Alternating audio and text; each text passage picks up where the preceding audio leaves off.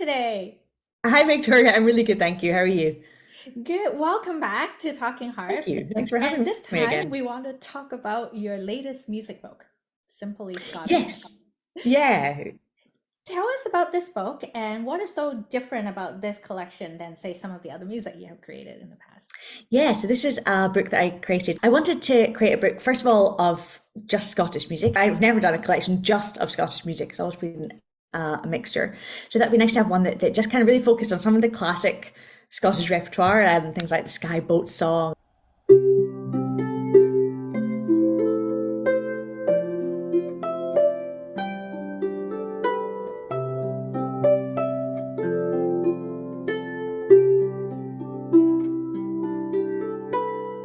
And some of the Scottish lullabies like Dream Angus and Blue Bleary and children's songs like Katie Beardy. And it's just some of those real kind of important pieces in the Scottish repertoire. And then I was becoming very aware that there's more and more harpists who are playing on smaller harps. Kind of when I grew up, everyone was playing 34 string harps because that was just what the harp makers were making. And since then, I think really, especially in the last 10 years, there's been such a move towards smaller, lighter harps with fewer strings. And so I realized that actually a lot of the books that I'd created earlier that were maybe geared towards players kind of more towards the start of their harp journey, they needed different levers for different pieces, and they were for a 34 string harp. So I thought actually it'd be really useful to have a collection for people who did have harps that were smaller, so anything from 22 strings upwards, and also that didn't require any lever changes for the whole book. And when you say 22 string harp, what range are we kind of looking at in terms of? Yeah, so basically all the pieces are from the C below middle C up to 2 octaves above middle C. So over that kind of 3 octave span there. It might be on your harp that actually that's all transposed up an octave depending on what gauge it is. But yeah, for me on my little harp, which is, I've got like a 26 string harp here, it goes from my lowest C up to my top C. And what difficulty level can we expect in the music in this book? So all the pieces are intended to be kind of elementary level, and within that I would say that's about grade 1 to grade 3-ish.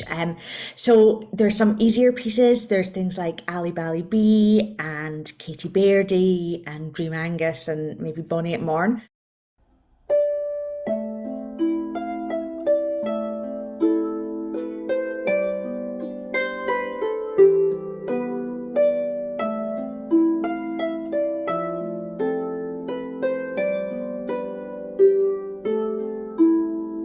Which are on the easier side. They've got more simple right hands. The left hands are kind of more based around triad type shapes or maybe 1-5-8 type shapes in the left hand, so kind of more simple. And then there's kind of a middle ground. There's things like the Auld Lang Syne and the Iron Boat Song. They're kind of maybe moving into about grade 2 standard as the left hand starts to move a little bit quicker. And then you've got other ones like A Callan Allen, Leesy Lindsay, where maybe the tempo's a little bit higher or what the left hand's doing is a bit more involved. So there's a kind of spectrum within the elementary. There's definitely much easier ones, and there's ones that go on a bit further. And also for quite a lot of the tunes, the arrangement goes through the tune twice, and it might be that the first time round is a simpler left hand and the second time round is more involved. So, if you're kind of more towards the beginner end, maybe you just play the first time round for now. And as you progress, you can then go back and look at the second time round left hands and so on. It's nice to have a book that you can kind of grow with your level as you're progressing. Yeah, exactly. There's 14 tunes in the book. So, by the time you got worked all the way through that would probably take you over maybe, I don't know, 2 years of harping for most people. So yeah, it kind of allows you to develop as your standard develops.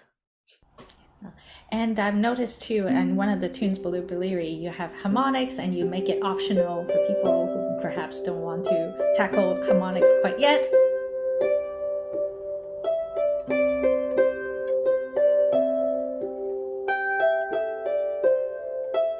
And it also remind me that in your technical exercise book, you have harmonics exercise too. So perhaps we can kind of use the two together and practice. Yeah, absolutely. Together. Yeah. Yes. It's kind of, I think I always feel like harmonics are one of those things that people avoid because they always think, oh, they're really hard or they're hard to get accurate or reliable. So I think it's good to build them into a book and give people sort of say like a gentle suggestion.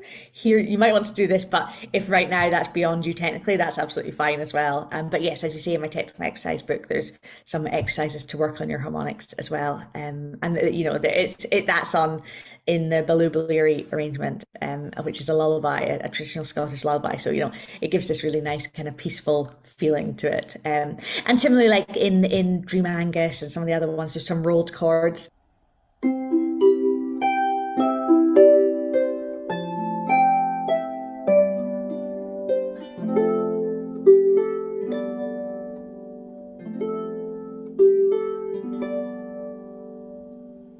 And it might be that if you're kind of a more basic player at the moment, that you maybe just want to play them as block chords for now, the roll could be optional. So there's always ways to make things simpler if you want it, or to kind of play right up to the kind of more complex versions. And one of the things I have found, because I have rented a 26 string harp at one point for my son when he was playing an ensemble, and a lot of times when we play music on a smaller harp, because everything is kind of squished together, our left hand might be coming really close to the right hand, especially if we're trying to hit like a chord on the left hand. Do you have any suggestions on where our hands should place and how we can perhaps avoid our hands sort of crashing with each other? Yeah, so that's a good question. I've got my little 26 string harp here. I'll try to angle this so that you don't get my other harp. Oh, it's my other harp, so you're going to see through it anyway. But yeah, I think that one of the important things is, even when you're playing a small harp, is to make sure that it's at the right height for you. If your harp is too low, which you see a lot of the time, like people are kind of playing little harps like they're lap harps and really hunched over. So it's really important to make sure that you do have it propped up in some way that brings it up to the right height. Or even this one has a strap that I can put on, but it's on little legs at the moment. So I think that helps a lot. But I would say exactly the same as when you're playing a bigger harp. What you really want to do is make sure that your hands are always kind of pretty much at the center point of your string, and that kind of goes up in that line. So whether your hands are kind of down there or whether they're up here, you know, they're still, you still want to keep that nice hand position where you've got your thumbs high, your fourth finger low, and everything's tucking in. I think it's just more important than ever, because your string spacing can be a little bit smaller as well, and everything, as you say, is a bit more close together, that you really kind of concentrate on tucking things away so that you don't have like fingers hanging out and getting in the way. You just need to be quite deliberate all the time.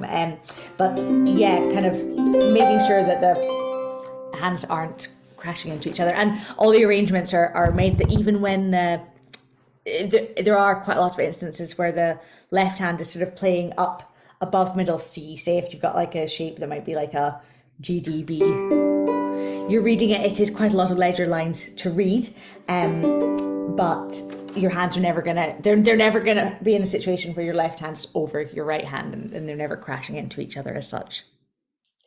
And my next question for you is about a rhythm that is quite often featured in Scottish music, the Yeah. snapped.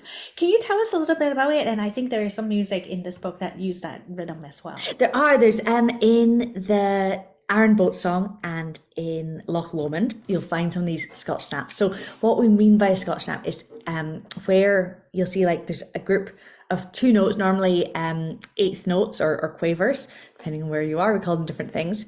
And rather than have them having an even rhythm, you'll see that kind of our normal rhythm is the one where you have the one with the dot first and the one with the, we call it the cut after. But in the Scotch snap, that's switched. So you get the one with the cut first and the one with the dot after.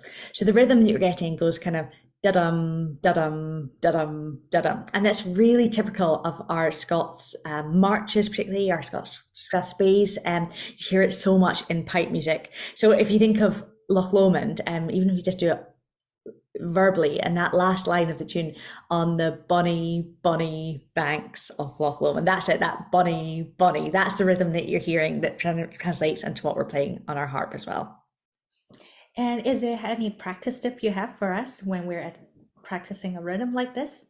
The most important thing with that rhythm is to remember that it's the first note that's the important one. So the kind of the mistake that you hear is instead of going da dum, people go da da da da. So it's really just to make sure always that you know where the emphasis has to go. And you, I mean, you can just practice it. If you could do even in a scale, if you set it, for instance, on a C and an E, you could go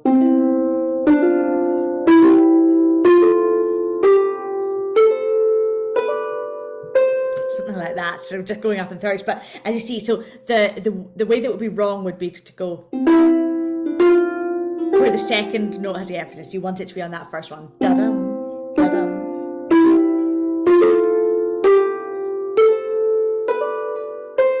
And that can be quite difficult because often the second note is the one that gets the thumb, and of course our thumb is the stronger finger. So you've just got to be very sure in your mind that you know that you're putting that stress onto that first note each time. That's fantastic.